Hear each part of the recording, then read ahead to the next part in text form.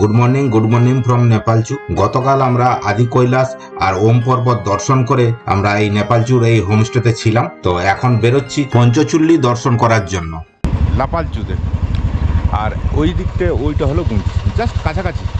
আমরা এখন 7টা বেজে গেছে, আমরা বেরোচ্ছি এখন দাতু ভিলেজের দিকে, ওখানে পঞ্চচুল্লি দেখার জন্য। আমাদের বাইক কোল স্টার্ট হয়ে গেছে, এখন এগোই। अच्छा अच्छा ठीक है फिर आते हैं हम, वीडियो में इसको दे देंगे। ठीक है दीदी। হোমস্টেটা সব কিছুই ভালো, আর ওনার কন্ট্যাক্ট নাম্বারটা আমি দিয়ে দিচ্ছি। এই হলো ওনার এই হোমস্টের কন্ট্যাক্ট নাম্বার। তো ফোন করে যে কোনো সময় আসতে পারেন, কোনো প্রবলেম নেই। চলুন, 7-8 কিলোমিটার তো এরকম অফরোডিং আছে, তারপরেই ভালো রাস্তা হবে।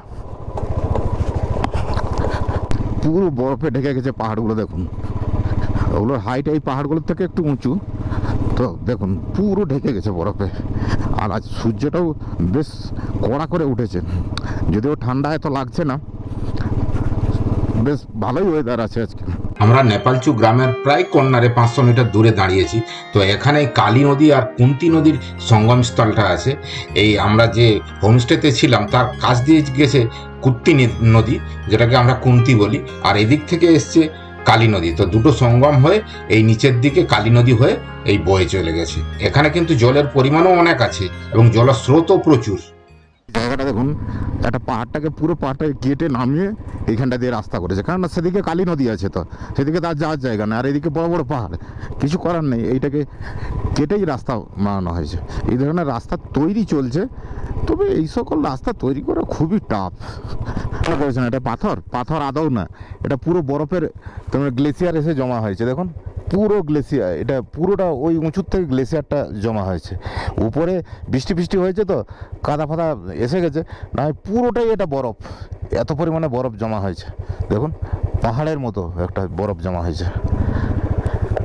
এই যে রাস্তার ভিউটা দেখুন কি ধরনের ভয়ানক, ডাউনিং, উপরন্তু খারাপ পাথর, তার মানে একটু 19-20 হলে বিশাল প্রবলেম। নিচে দিয়ে চলে বয়ে গেছে কালী নদী, দেখেছেন এই খতরনাক রাস্তা একদম। আমরা নেপালচু থেকে প্রায় 2-3 কিলোমিটার এসেছি। তো প্রায় এই ধরনের এই ভয়ানক রাস্তা প্রায় 2-3 কিলোমিটার মতন আছে। এদিকে কালী নদী আর ওদিকে পাহাড়, খাড়া পাহাড়, তো তার মাঝখানে কেটে একটু রাস্তা তৈরি হয়েছে। আর ভয়ানক দেখতে, যতই ভাবছি যে নিচে তাকাবো না, কিন্তু চোখ চলে যাচ্ছে। যতই এক্সপিরিয়েন্স হোক, একটু ভয় লাগবেই এইসব জায়গা। এই যে দেখছেন সামনের টাওয়ারটা, ওই টাওয়ারটা হলো নেপালের টাওয়ার, আর মাঝখান দিয়ে চলে গেছে পাওয়া ডাউনিং কালী নদী, আর এদিকেরটা হলো ইন্ডিয়া। কথাই বলতে পারছি না, এত রোডের উপরে এত মনোযোগ না রাখলে প্রচণ্ড চাপের। দারুণ জায়গাখানি এইটা। এই যে সামনে দেখছেন যে পাহাড়টা, নেপালেরই একটা গ্রাম আছে, তো এখানে টাওয়ার ফাওয়ার আছে, খুব সুন্দর জায়গা, কিছুটা প্লেন ল্যান্ড আছে। এখানে দেখছেন একটা ব্রিজ, তো এই ব্রিজ দিয়ে নেপালেই যাওয়ার রাস্তা আছে, যে ছোট ব্রিজ। তবে এখন অনেকটা ভালো রাস্তায় পেয়ে গেছি, প্রায় 20 কিলোমিটার মতন এই ভালো রাস্তা থাকবে, তারপরে আবার সেই ড্যাম খারাপ রাস্তা দিয়ে আমাদের যেতে হবে। সত্যিকারে এই জায়গাটা দেখুন, টোটালটা এটা আর্মিদের ক্যাম্পও আছে এখানে। টোটাল জায়গাটা দেখুন কি লাগছে, দারুণ। সামনে মনে হয় কোনো চেকপোস্ট আছে, দেখি এন্ট্রি করতে হয় নাকি। হ্যাঁ, এন্ট্রি করতে হবে। এই চেকপোস্টে আমাদের এন্ট্রি হয়ে গেল, এবং এরপরে স্যার এর পরের চেকপোস্ট কত দূরে? 4 কিলোমিটার আগে পরের চেকপোস্ট না? আচ্ছা, ঠিক আছে স্যার, আছে, ওকে। এনার ধানবাদের বাড়ি, মা বাড়ি আসানসোল। তো অনেক গল্প করলাম, তো ত্রিদেব একটু এগিয়ে গেছে। ভালো, এখানে সবে আর্মি খুবই হেল্পফুল। আর সামনে রাস্তাটা দেখছেন একদম সোজা, ডাউনিং, প্রচুর ডাউনিং।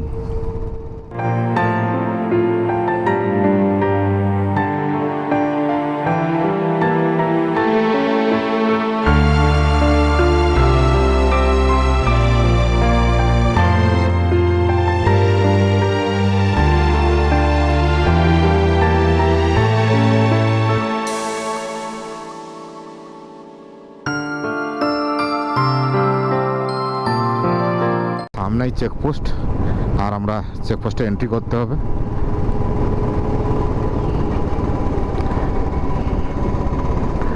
ও পাহাড়টা কি লাগছে, সেদিন সন্ধ্যার সময় এসেছিলাম, বৃষ্টি বৃষ্টি পড়ছিল, দেখাচ্ছিল না ভালো। দারুণ লাগছে পাহাড়টা এখানে, দারুণ দারুণ। চেকপোস্টে মোটামুটি আমাদের এন্ট্রি হয়ে গেল। এটাই লাস্ট চেকপোস্টের দিকে, আবার দান্তুর দিকে গেলে আবার চেকপোস্ট পড়তে পারে। এখানে খুব জায়গাগুলো খুব সুন্দর, তোমরা বলে বোঝাতে পারবো না, না দেখলে ওয়ালপেপারের মতন। তো চলুন এগোই। জাস্ট গেটটা বেরিয়ে আসলাম, জায়গাগুলো দেখুন অসম্ভব সুন্দর। এগুলো তোমরা না দেখলে এখনো বোঝা যাবে না। আর যাওয়ার সময় আমাদের তাড়া ছিল, সেই জন্য এত ভালোভাবে এক্সপ্লোর করতে পারিনি। দেখেছেন জায়গাগুলো, দারুণ দারুণ।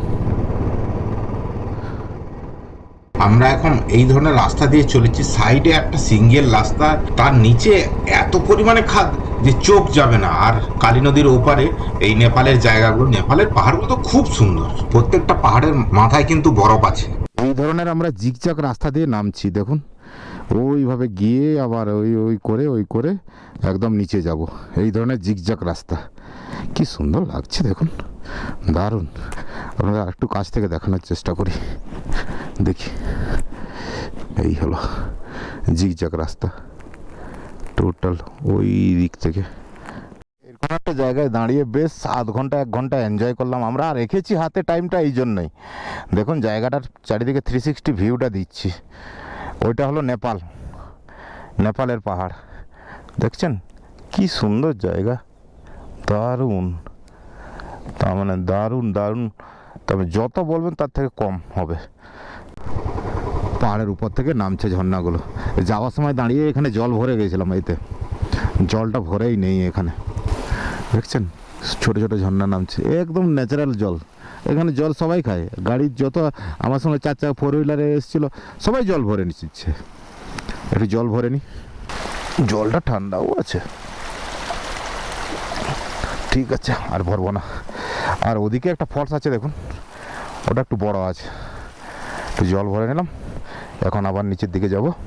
এইটা হলো বড় ঝর্ণা, বেশ অনেকখানি জল পড়ছে, আর এই রাস্তার সাইড দিয়েই বয়ে যাচ্ছে এই জল। আর সাইডের পাহাড়গুলো, আমরা কিন্তু ওই যে ব্রিজ দেখা যাচ্ছে, ওই ব্রিজের দিয়ে পার হয়ে ওদিকের পাহাড়ে যাব।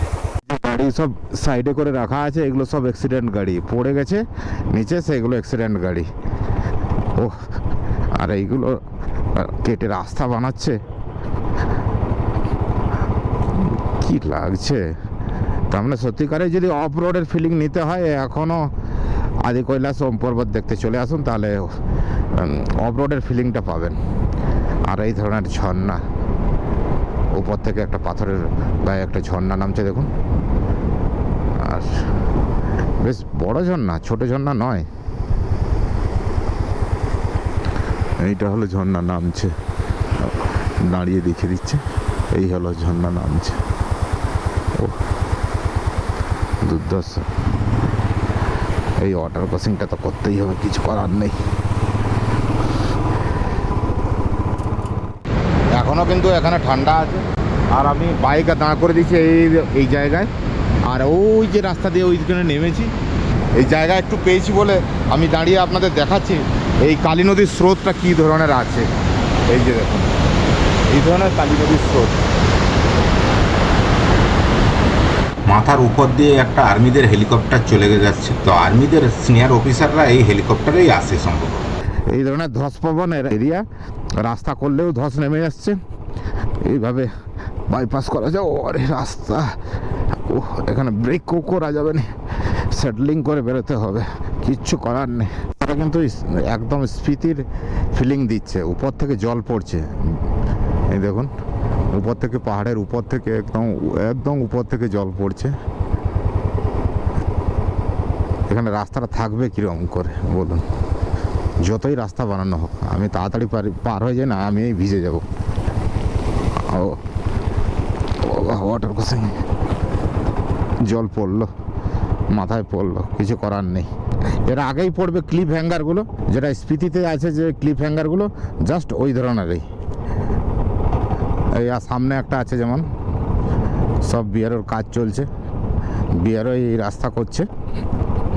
এই ধরুন এই ধরনের ক্লিফ হ্যাঙ্গার পুরো পাথর উপরে আছে। সামনে বিশাল ভেড়ার পাল, সরারে ভেড়া নয়, এগুলো ছাগল, লম্বা ছাগল। এই পাহাড়ের দিকে এই ছাগল থাকে, দেখুন।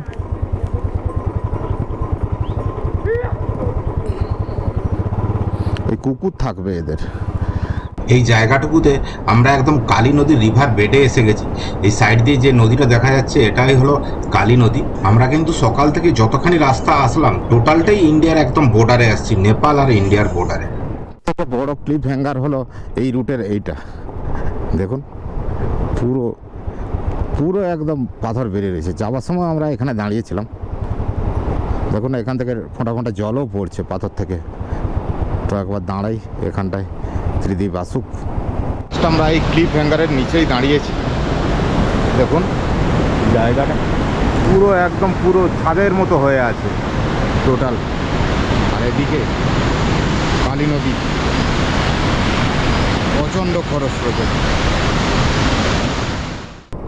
আর একটা ভয়ানক রাস্তার মধ্য দিয়ে আমরা চলেছি। দেখুন এখানটায় কি ধরনের একদম ছোট রাস্তা, তবে এগুলো সব রাস্তাগুলোই ডবল হবে। সিঙ্গেল রাস্তা আগে তৈরি করে দিয়েছে। এই বাম সাইডে যে ফাঁকা রাস্তাটা দেখছেন এটা দিয়েই রাস্তা হবে। আর সাইডের ভিউ তো আপনারা ফিলিং করতে পারছেন, তুমি যেদিকে তাকিয়ে দেবেন চোখ জুড়িয়ে যাবে। আর ওদিকে নেপালেরও কিন্তু এইভাবে রাস্তা তৈরি হচ্ছে, তবে ওদের রাস্তার তৈরির পরিমাণটা একটু কম। আমরা নেপালচু থেকে প্রায় 32 কিলোমিটার এসেছি। আমাদের টাইম লেগেছে প্রায় 2 ঘন্টা, কেন আমরা মাঝখানে দাঁড়িয়েওছি। তবে এই ধরনের টাইম লাগবে এই সব ধরনের রাস্তায়। আর দেখতে দেখতে তো আসছি সবই।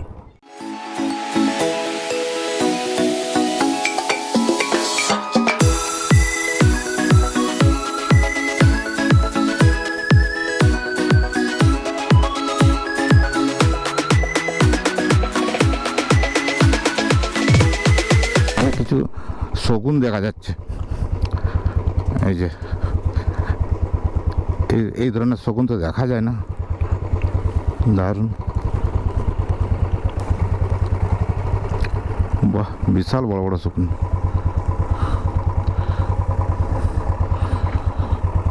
পাহাড়ি এলাকায় বলে আছে এখনো, দারুণ। এখন এই ধরনের রাস্তা দিয়ে যাচ্ছি, এই ধরনের ক্লিপ হ্যাঙ্গারের মধ্য দিয়ে যাচ্ছি। রাস্তা তো কিছুই নাই, সেই পাথরের উপরেই দিয়েই যাওয়া। তবে রাস্তার কাজ চলছে, বছর 2 লাগবে। বুঝতে পারছেন তো রাস্তার অবস্থা কীরকম। এখান থেকে তাবাঘাট আর 10 কিলোমিটার।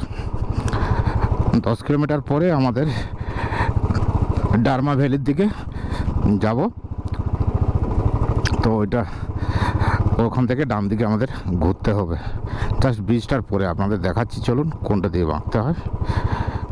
ভিউটা দেখুন কি লাগবে, ওহ দুর্ধর্ষ।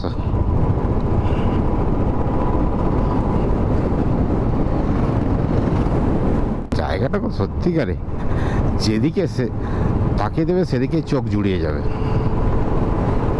আমি তো খুব এনজয় করছি, খুব এনজয় করেছি। এই রাস্তাটা দেখুন কি সুন্দর, দারুণ দারুণ।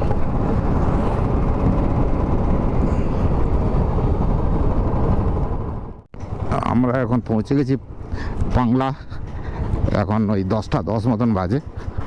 তারপরে এরপরেই পড়বে তাবাঘাট। এখন সম্ভবত আমরা তাবাঘাট নামছি। এখানে তো সবটাই ঘাট, নতুন করে কোনটা তাবাঘাট এখানে লেখাও নেই আর বলাও মুশকিল। সম্ভবত এটাই তাবাঘাট হবে, এটা ডাউনিংটা একটু বেশি আছে। দারুণ জায়গাগুলো। ওই যে একটা ব্রিজ আছে, ব্রিজ দিয়ে ওই নেপালে যাওয়ার জন্য ওখানে চেকপোস্ট আছে। এই যে আমরা চলে এসেছি সেই আয়রন ব্রিজ তাবাঘাটের পরে। এরপরে এই যে ডান দিকে যে রাস্তা, ওই রাস্তায় আমরা ঘুরবো। এই হলো সেই রাস্তা ডারমা ভ্যালির দিকে। मैडम दांतू विलेज यहाँ से कितना किलोमीटर? 70 किलोमीटर। अच्छा 70 किलोमीटर, चलो थैंक यू। 70 किलोमीटर। অনেকটাই রাস্তা। এতে কিন্তু রাস্তার কাজ হচ্ছে। এই রাস্তাটা প্লেন কিন্তু এখনো ধুলো। এই যে গাড়িটা আসছে 1 কুইন্টাল পাউডার মাখিয়ে দিয়ে গেল, কিছু করার নেই। এখন ওই 11:40 মতন বাজে, আর আমরা দান্তুর দিকে যাচ্ছি। 70 কিলোমিটার রাস্তা, এই ধরনের রাস্তা তৈরি হচ্ছে, তো সেই জন্য টাইম তো প্রচুর লাগবে। চলুন আস্তে আস্তে এগোই। এখানে একটা ছোটো টানেলও আছে, টানেলটা দিয়ে এখন যাচ্ছি। এখানে তো গরম, তাই গরু ফরুরা সব ঠান্ডায় থাকার জন্য এখানে থেকে গেছে। সুন্দর টানেলখানা। আর বাইরে বেরিয়ে গেলাম টানেলে। এখানে মনে হয় হাইড্রো পাওয়ার প্রজেক্ট আছে। এটা হলো এনটিপিসির হাইড্রো পাওয়ার প্রজেক্ট। এইটাই যে বাঁধ দিয়ে পুরো জলটাকে ধরে রাখা হয়েছে, তো এইখান থেকেই ইলেকট্রিসিটি তৈরি হয়। জায়গাটা ভালো। সাইড দিয়ে বয়ে গেছে ধবলি নদী। আর এই রাস্তার অবস্থা এই ধরনের ওয়াটার ক্রসিং।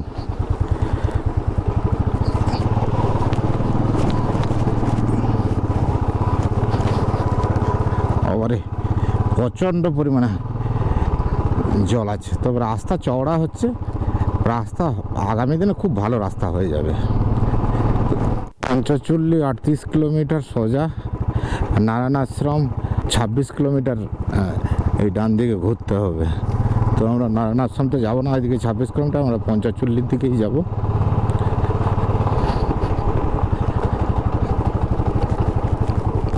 রাস্তার অবস্থা, এই রাস্তা তো আরও কঠিন। এই রাস্তাটা নারায়ণ আশ্রমের দিকে গেছে এইটা। তো আমরা এখন যাচ্ছি না, আমাদের ওদিকে কোনো প্রোগ্রাম নেই। আমরা এখন চলে এসেছি এই ধৌলি নদীতে একটা হ্যাঙ্গিং ব্রিজ আছে, সেই ব্রিজে হেঁটে ওদিকে পার হবো। আবার দেখুন এই হলো ধৌলি নদী, তো এই হলো হ্যাঙ্গিং ব্রিজ। জলও প্রচুর আছে, জলের স্রোতও প্রচুর, দেখেন প্রচুর। দারুণ লাগছে এই জায়গাটা, দারুণ দারুণ।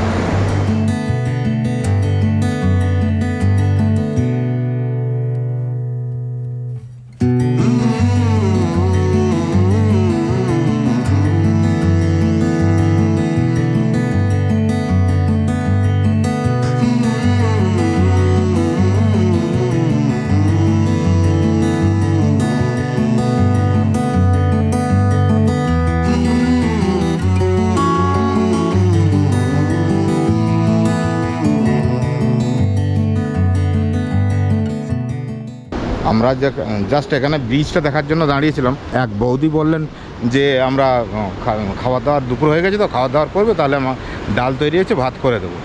ঠিক আছে তাহলে করে দাও। তো এই বাড়িতে করে দিচ্ছে, তো আমরা আজকে নদীর ধারে বসেই খাবো, हाथ पाथ धोए ना।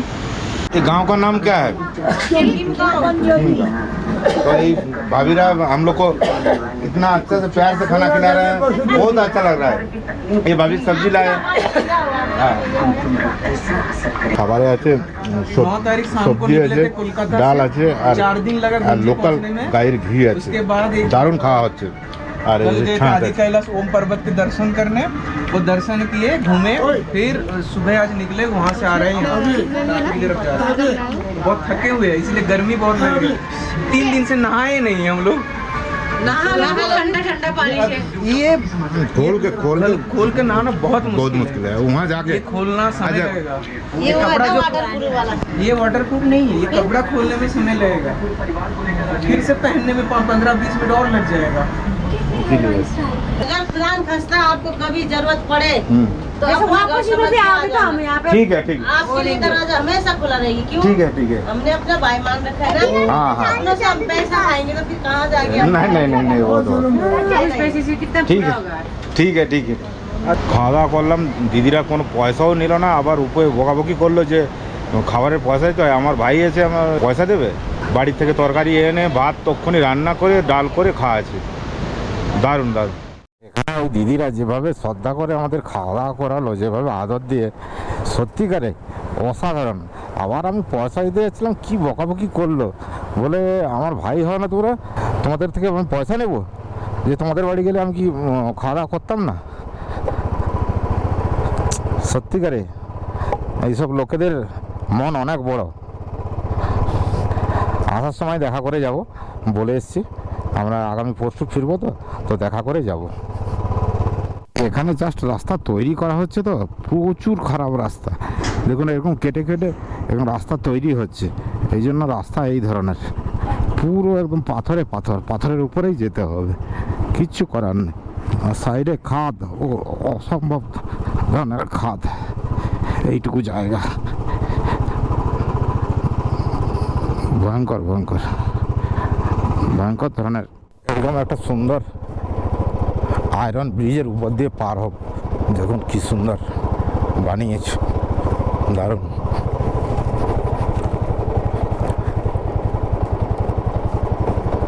দারুণ লাগছে এই ব্রিজটা।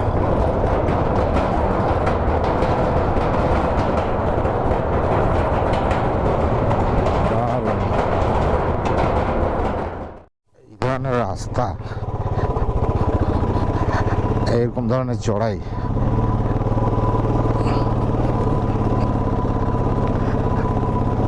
দারুণ টাফ ব্যাপার।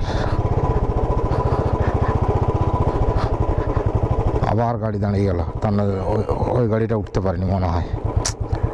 বড় ঝামেলা, দাঁড়াই আর কি করব। এখন বিকেল 4:10 বাজে, আর আমরা দান্তু ভিলেজ পৌঁছাতে এখনো 25 কিলোমিটার মতন বাকি আছে। তবে এখানে তো কোনো কিলোমিটার নেই, রাস্তাই নেই, কি করে কিলোমিটার বোঝা যাবে? তো ওই বাইকের কিলোমিটার দেখেই যেটুকু বুঝতে পারছি তাই। এখন কিন্তু আমরা অনেকখানি হাইট গেইন করেছি, বেশ ভালোই ঠান্ডা লাগছে, আর বিকেল হয়ে আসছে, আর ওয়েদারটাও মেঘলা মেঘলা করেছে, তাই প্রচণ্ড পরিমাণে ঠান্ডা লাগছে। আর দান্তু ভিলেজের হাইট তো 11,385 ফুট, বেশ ভালোই হাইট। ওখানে তো বরফ পায়েই যাবে, একটু উঁচুতে গেলে পাহাড়ের চূড়োগুলোতে বোঝাই যাবে। তো এই যে ট্রেনটা দিয়ে যাচ্ছি, দেখুন রাস্তাটা কি সুন্দর। 15 থেকে 16 কিলোমিটার পরে একটা বাড়ি দেখতে পেলাম, লোকের দেখা পেলাম। রাস্তাতে একটা লোকও নেই কোথাও, বাড়িঘর তো ছেড়েই দিন, আর গাড়ি ঘোড়াও খুব কম। এখানে দেখুন, এখানে এই যে দেখুন, এখানে কিছু মনে হয় গ্রাম ফ্রাম আছে, এই যে গাড়ি ফাড়ি দাঁড়িয়েছে, লোক আছে, আর তাছাড়া আর কোথাও কিছু নেই। আর সামনের ভিউটা একদম দুর্ধর্ষ, দেখুন সাইড দিয়ে বয়ে গেছে ধবলি নদী। কীরকম জায়গাটা, দারুণ জায়গা, দারুণ দারুণ সত্যিকারে। এ সকল জায়গায় আসলে পুরো একদম মাইন্ডটাই পুরো আলাদা হয়ে যাবে। রাস্তা খারাপ হতে পারে, তো জায়গা একদম এক ঘর। এই যে গ্লেসিয়ারগুলো এখানেও আছে, এখনও গ্লেসিয়ার আছে, এই যে এগুলো সব গ্লেসিয়ার।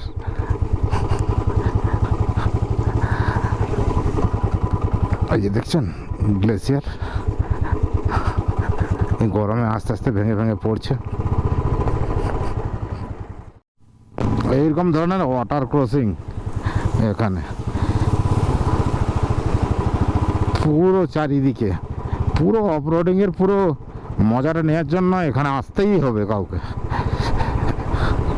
অফরোড কাকে বলে এখানে আসলেই বোঝা যাবে। ওয়াও, কি সিন! উপর থেকে জল পড়ছে দেখুন, ওই হ্যাঙ্গার ক্লিপের উপর থেকে জল পড়ছে, দারুণ দারুণ। এটা ফলস পড়ছে উপর থেকে, ওই উপর থেকে পড়ছে আস্তে আস্তে করে, কি লাগছে সত্যিকারে, দারুণ দারুণ দারুণ দারুণ। আর কাছ দিয়ে ধবলি রিভার বয়ে গেছে, এই জলগুলো সব ওই ধবলি রিভারে মিশছে। সব পাহাড়ের উপর থেকে বিশাল ঝর্ণা বলতে গ্লেসিয়ারগুলো গলে গলে যে জল আসছে তারই জল। এবং রাস্তায় পুরো দেখুন, পুরো জল একদম পুরো ভরে আসছে পুরো রাস্তা বরাবর। পুরোটাই ওয়াটার ক্রসিং, মিনিমাম 10-15টা ওয়াটার ক্রসিং পার হলাম, সবগুলো তো ভিডিও নেইনি, নয় প্রত্যেকটা রাস্তার প্রত্যেকটা জায়গায় ওয়াটার ক্রসিং। দেখুন এখনও জল যাচ্ছে রাস্তার উপরে, এই যে দেখুন একটা বড় নালা চলে যাচ্ছে রাস্তার উপরে, পুরো জলটা এত বড় একটা জল দেখুন, এটা পুরো ওয়াটার ক্রসিংটা আছে। আর সম্ভব দেখি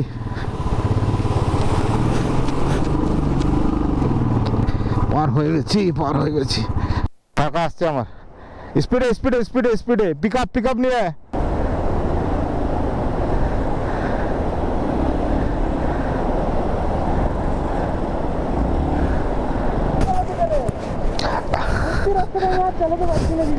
আরে ক্লাসটা দাবছো কেন ছাড়া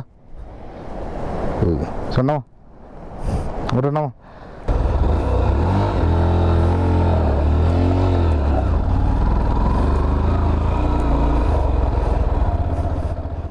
সত্যিকারে এই ওয়াটার ক্রসিংটা বিশাল টাফ ছিল কি ঠিক আছে ভালোভাবে পার হয়ে গেছি এখন চলুন আগে যাই দুটো না যেতে যেতেই আবার ওয়াটার ক্রসিং প্রত্যেক জায়গায় এই ধরনের ওয়াটার ক্রসিং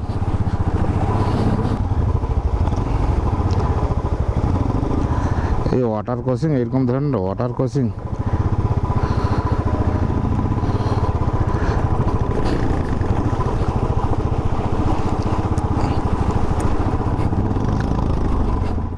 আবার ওয়াটার ক্রসিং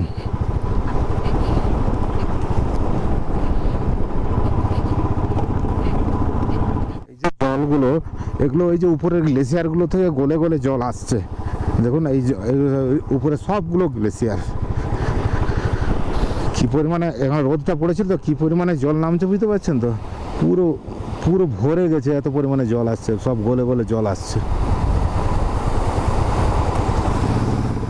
তো এই ধরনের রাস্তা আর যদি কোনো রকম বাইক ফাইকের প্রবলেম হয় তাহলে এখানে কোনো রেস্কিউর কোনো রকম জায়গা পাওয়া যাবে না এখানে প্রায় 15-16 কিলোমিটার কোনো গ্রামই নেই কোনো লোকই নেই দু একটা করে গাড়ি যাচ্ছে কোনো সময় কোনো 1-8 ঘন্টা পরে এই ধরনের পুরো টোটাল ফাঁকা কেউ নেই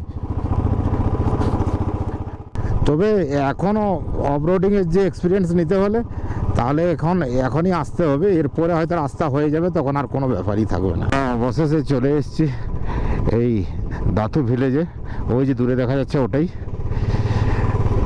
এটা কি পঞ্চচুল্লি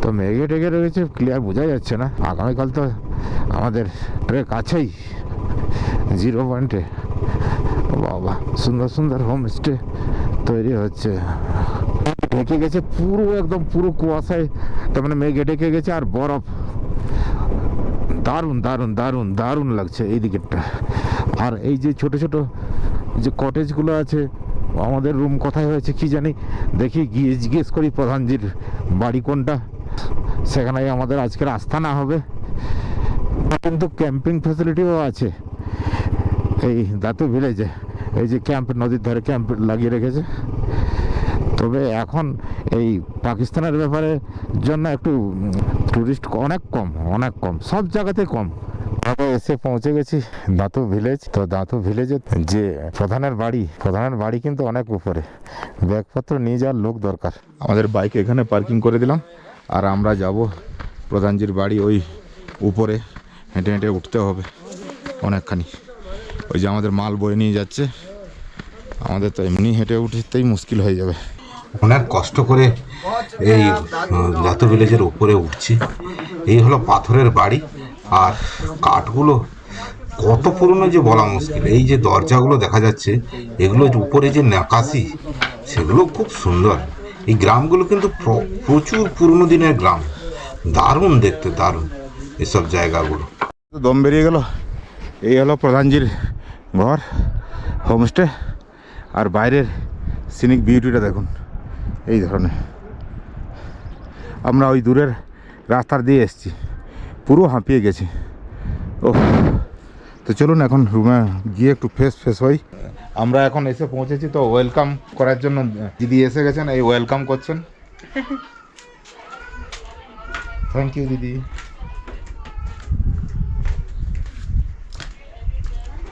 থ্যাংক ইউ নমস্তে